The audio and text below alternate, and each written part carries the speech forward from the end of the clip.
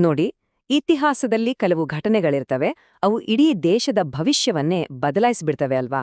ಅಂಥದ್ದೇ ಒಂದು ನಿರ್ಣಾಯಕ ಘಟ್ಟ 1945ರ ಶಿಮ್ಲಾ ಸಮ್ಮೇಳನ.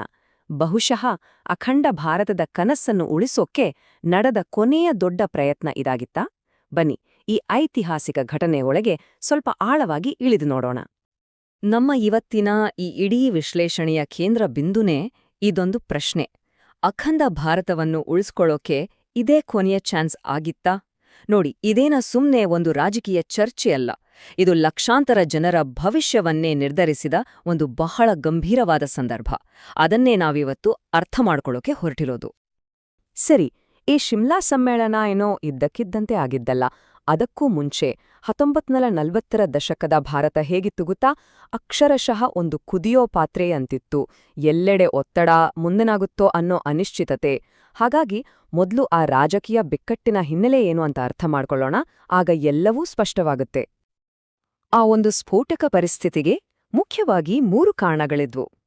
ಮೊದಲನೇದು, ಎರಡನೇ ಮಹಾಯುದ್ಧ. ಇದು ಬ್ರಿಟನ್ ಸಾಮ್ರಾಜ್ಯದ ಬೆನ್ನನ್ನೇ ಮುರಿದು ಹಾಕಿತ್ತು.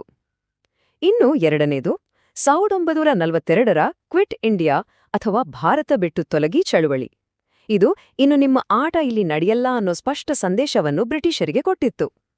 ಕೊನೆಯದಾಗಿ ಮೂರನೇದು, ಇದೇ ಸಮಯದಲ್ಲಿ ಮುಸ್ಲಿಂ ಲೀಗ್ ನಮಗೆ ಪ್ರತ್ಯೇಕ ಪಾಕಿಸ್ತಾನ ಬೇಕೇ ಬೇಕು ಅಂತ ಪಟ್ಟು ಹಿಡಿದು ಕೂತಿತ್ತು. ಅಂದ್ರೆ ಈ 3 ದೊಡ್ಡ ಶಕ್ತಿಗಳು ಒಂದಕ್ಕೊಂದು ಡಿಕ್ಕಿ ಹೊಡೆಯೋಕೆ ರೆಡಿಯಾಗಿ ನಿಂತಿದ್ವು. ಸರಿ, ಈ ಬಿಕ್ಕಟ್ಟನ್ನು ಹೇಗಾದ್ರೂ ಮಾಡಿ ಶಮನಗೊಳಿಸಬೇಕಲ್ಲ. ಆಗ ಬ್ರಿಟಿಷರು ಒಂದು ಹೊಸ ದಾಳ ಉರುಳಿಸಿದರು. ಆ ಕಾಲದ ವೈಸ್ರಾಯ್ ಲಾರ್ಡ್ ವೆವೆಲ್ ಒಂದು ಯೋಜನೆಯನ್ನು ಮುಂದಿಟ್ಟರು. ಅದೇ ಇತಿಹಾಸದಲ್ಲಿ ಪ್ರಸಿದ್ಧವಾದ ವೆವೆಲ್ ಪ್ಲಾನ್ ಅಥವಾ ವೆವೆಲ್ ಯೋಜನೆ. ಹಾಗಾದ್ರೆ ಏನಿದು ವೆವೆಲ್ ಯೋಜನೆ?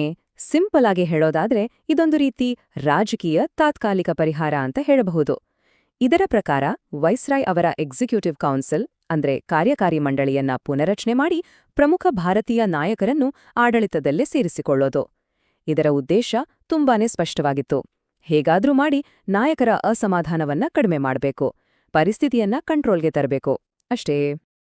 ನೋಡೋಕೆ ಈ ಯೋಜನೆಯಲ್ಲಿ ಕೆಲವು ಆಕರ್ಷಕ ಅಂಶಗಳಿದ್ವು. ಉದಾಹರಣೆಗೆ, ವೈಸ್ರಾಯ್ ಮತ್ತೆ ಕಮಾಂಡರ್ ಇನ್ ಚೀಫ್ ಬಿಟ್ಟು ಮಂಡಳಿಯ ಎಲ್ಲಾ ಸದಸ್ಯರು ಭಾರತೀಯರೇ ಇರ್ತಾರೆ. ಅಷ್ಟೇ ಅಲ್ಲ, ಹಿಂದೂಗಳಿಗೆ ಮತ್ತು ಮುಸ್ಲಿಂಗಳಿಗೆ ಸಮಾನ ಪ್ರಾತಿನಿಧ್ಯ. ಕೇಳೋಕ್ ಚೆನ್ನಾಗಿದೆ ಅಲ್ವಾ? ಆದ್ರೆ ಇಲ್ಲೊಂದು ದೊಡ್ಡ ಆದರೆ ಇಟ್ಟು. ಈ ಇಡೀ ಯೋಜನೆಯಲ್ಲಿ ಸ್ವಾತಂತ್ರ್ಯದ ಬಗ್ಗೆ ಒಂದೇ ಒಂದು ಮಾತು, ಒಂದೇ ಒಂದು ಅಕ್ಷರ ಕೂಡ ಇರಲಿಲ್ಲ. ಇದು ಅಧಿಕಾರ ಹಸ್ತಾಂತರ ಮಾಡೋ ಪ್ಲಾನ್ ಆಗಿರ್ಲೇ ಇಲ್ಲ. ಜಸ್ಟ್ ಒಂದು ಅಡ್ಮಿನಿಸ್ಟ್ರೇಟಿವ್ ಅಡ್ಜಸ್ಟ್ಮೆಂಟ್. ಬಹುಶಃ ಇದೇ ಇದರ ಅತಿ ದೊಡ್ಡ ದೌರ್ಬಲ್ಯವಾಗಿತ್ತು. ಸರಿ, ಇದೇ ವೇವೇಲ್ ಯೋಜನೆಯನ್ನ ಚರ್ಚೆ ಮಾಡೋಕೆ ಜೂನ್-ಜುಲೈ 1945ರಲ್ಲಿ ಶಿಮ್ಲಾದಲ್ಲಿ ಒಂದು ದೊಡ್ಡ ಸಮ್ಮೇಳನವನ್ನ ಕರೆಯಲಾಯಿತು. ಭಾರತದ ಎಲ್ಲಾ ಪ್ರಮುಖ ನಾಯಕರು ಎಲ್ಲರೂ ಅಲ್ಲಿ ಒಟ್ಟಿಗೆ ಸೇರಿದ್ರು. ಎಲ್ಲರೂ ಸೇರಿದ್ದಂತೂ ನಿಜ, ಆದರೆ ಅದೇ ಸಭೆಯಲ್ಲೇ ಕಾಂಗ್ರೆಸ್ ಮತ್ತು ಮುಸ್ಲಿಂ ಲೀಗ್ ನಡುವಿನ ಕಂದಕ ಎಷ್ಟು ಆಳವಾಗಿದೆ ಅನ್ನೋದು ಇಡೀ ಜಗತ್ತಿಗೆ ಗೊತ್ತಾಡಿದ್ದು. ಇಡೀ ಸಮ್ಮೇಳನ ವಿಫಲವಾಗೋಕೆ ಕಾರಣವಾದ ಆ ಮೂಲ ಸಂಘರ್ಷ ಯಾವ್ದು ಗೊತ್ತಾ? ಇಲ್ಲಿದೆ ನೋಡಿ. ಒಂದ್ ಕಡೆ ಕಾಂಗ್ರೆಸ್ನ ವಾದ, ನಾವು ಜಾತಿ ಧರ್ಮ ಎಲ್ಲಾ ಮೀರಿ ಇಡೀ ಭಾರತವನ್ನ ಪ್ರತಿನಿಧಿಸ್ತೇವೆ. ಇನ್ನೊಂದ್ ಕಡೆ ಮುಸ್ಲಿಂ ಲೀಗ್ನ ಪಟ್ಟು ತುಂಬಾನೇ ಸ್ಪಷ್ಟವಾಗಿತ್ತು. ಭಾರತದ ಮುಸ್ಲಿಮರ ಏಕೈಕ ಪ್ರತಿನಿಧಿ ನಾವು ಮಾತ್ರ, ಹಾಗಾಗಿ ಕಾರ್ಯಕಾರಿ ಮಂಡಳಿಯ ಎಲ್ಲಾ ಮುಸ್ಲಿಂ ಸದಸ್ಯರನ್ನು ನಾವೇ ನೇಮಿಸೋದು. ಯೋಚನೆ ಮಾಡಿ, ಈ 2 ನಿಲುವುಗಳ ಮಧ್ಯೆ ರಾಜಿ ಅನ್ನೋದು ಸಾಧ್ಯನಾ? ಖಂಡಿತ ಇಲ್ಲ. ಮೊಹಮ್ಮದ್ ಅಲಿ ಜಿನ್ನಾ ಅವರ ಆ ವಾದ ಇದೆಯಲ್ಲ, ಮುಸ್ಲಿಂ ಲೀಗ್ ಮುಸ್ಲಿಂ ಸಮುದಾಯದ ಏಕೈಕ ಪ್ರತಿನಿಧಿ ಅಂತ, ಅದು ಕೇವಲ ಒಂದು ರಾಜಕೀಯ ಹೇಳಿಕೆ ಆಗಿರ್ಲಿಲ್ಲ. ಅದೊಂದು ರೀತಿ ಮಾತುಕತೆಯ ಎಲ್ಲಾ ಬಾಗಿಲ್ಗಳನ್ನೂ ಬಂದ್ ಮಾಡಿಬಿಟ್ಟ ಹಾಗೆ. ಅಷ್ಟು ಹಠಮಾರಿ ನಿಲುವಾಗಿತ್ತು ಅದು.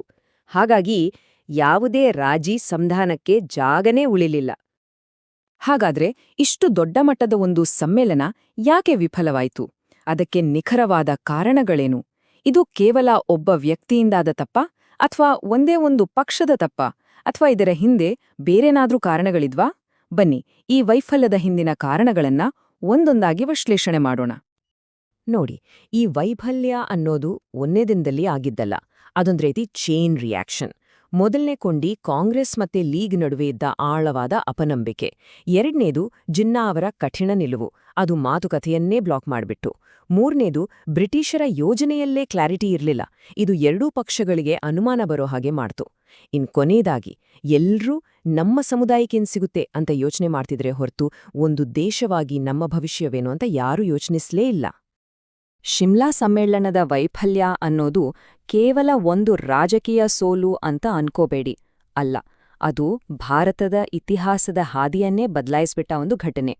ಈ ಒಂದೇ ಒಂದು ವೈಫಲ್ಯ ದೇಶವನ್ನ ನೇರವಾಗಿ ವಿಭಜನೆಯ ದಾರಿಗೆ ಹೇಗೆ ತಂದು ನಿಲ್ಸಿತು ಅಂತ ಈಗ ನೋಡೋಣ.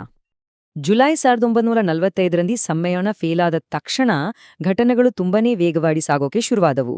ಕಾಂಗ್ರೆಸ್ ಮತ್ತು ಲೀಗ್ ನಡುವಿನ ಅಂತರ ಇನ್ನೂ ಜಾಸ್ತಿ ಆಯಿತು. 1946ರಲ್ಲಿ ಬ್ರಿಟಿಷರು ಕ್ಯಾಬಿನೆಟ್ ಮಿಷನ್ ಅಂತ ಇನ್ನೊಂದು ಕೊನೆಯ ಪ್ರಯತ್ನ ಮಾಡಿದ್ರು, ಆದರೆ ಅದೂ ಕೂಡ ವಿಫಲವಾಯಿತು. ಇದರ ಪರಿಣಾಮ ಏನಾಯ್ತು? ಕೇವಲ 2 ವರ್ಷಗಳಲ್ಲಿ, ಅಂದ್ರೆ ಆಗಸ್ಟ್ 1947ರಲ್ಲಿ ಅಖಂಡ ಭಾರತದ ಕನಸು ಕರಗಿ ಹೋಗಿ ದೇಶ ವಿಭಜನೆಯಾಗಿ ಹೋಯಿತು. ಆದರೆ ಒಂದು ನಿಮಿಷ, ಈ ವೈಫಲ್ಯದ ಸಂಪೂರ್ಣ ಹೊಣೆಯನ್ನ ಕೇವಲ ನಮ್ಮ ಭಾರತೀಯ ನಾಯಕರ ಮೇಲೆ ಹಾಕ್ಬಿಡೋಕಾಗತ್ತಾ? ಖಂಡಿತ ಇಲ್ಲ. ಇದರ ಹಿಂದೆ ಹಲವು ದಶಕಗಳ ಬ್ರಿಟಿಷರ ಡಿವೈಡ್ ಅಂಡ್ ರೂಲ್, ಅಂದ್ರೆ ವಿಭಜಿಸಿ ಆಳು ನೀತಿ ಕೂಡ ಇತ್ತು.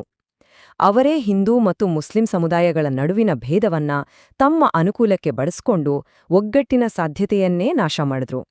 ಹಾಗೆ ನೋಡಿದ್ರೆ ಈ ಸಮ್ಮೇಳನದ ವೈಫಲ್ಯ ಆ ನೀತಿಯ ಕೊನೆಯ ಫಲ ಅಷ್ಟೇ.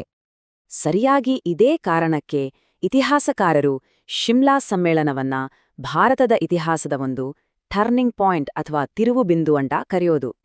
ಇದು ಸುಮ್ಮನೆ ಒಂದು ಸಭೆಯಾಗಿರ್ಲಿಲ್ಲ, ಇದು ಅಖಂಡ ಭಾರತದ ಕನಸಿಗೆ ಬಿದ್ದ ಕೊನೆಯ ಮತ್ತು ಅತಿದೊಡ್ಡ ಪೆಟ್ಟು. ಇಲ್ಲಿಂದ ಮುಂದೆ ವಿಭಜನೆಯ ಹಾದಿ ಆಲ್ಮೋಸ್ಟ್ ಫಿಕ್ಸ್ ಆಗಿ ಹೋಯಿತು. ಹಾಗಾದ್ರೆ ಕೊನೆಯದಾಗಿ ಈ ಒಂದು ಪ್ರಶ್ನೆಯನ್ನ ನಮ್ಮ ಮುಂದಿಟ್ಕೊಳ್ಳೋಣ. ಶಿಮ್ಲಾ ಸಮ್ಮೇಳನದ ವೈಫಲ್ಯ ಅನ್ನೋದು ಕೇವಲ ಒಂದು ರಾಜಕೀಯ ಅಚಾತುರ್ಯನಾ, ಅಥವಾ ಹಲವು ದಶಕಗಳ ಬ್ರಿಟಿಷ್ ನೀತಿ ಮತ್ತು ಅಂದಿನ ಜಾಗತಿಕ ರಾಜಕೀಯದ ಒಂದು ನಿಖರ ಲೆಕ್ಕಾಚಾರದ ಫಲಿತಾಂಶನಾ? ಉತ್ತರ ಬಹುಶಃ ಇತಿಹಾಸದ ಪುಟಗಳಲ್ಲೇ ಅಡಗಿದೆ. ಇನ್ನೂ ಈ ತರಹ ಹೆಚ್ಚು ವಿಡಿಯೋಗಾಗಿ ನಮ್ಮ ಚಾನೆಲ್ ಸಬ್ಸ್ಕ್ರೈಬ್ ಮಾಡ್ಕೊಳ್ಳಿ. ಹಾಗೆ ನಿಮ್ಮ ಅನಿಸಿಕೆನ ಕೆಳಗಡೆ ಕಮೆಂಟ್ ಮಾಡಿ. ಹೌದು. ಸಿಗೋಣ ಮುಂದಿನ ವಿಡಿಯೋದಲ್ಲಿ. ನಮಸ್ಕಾರ.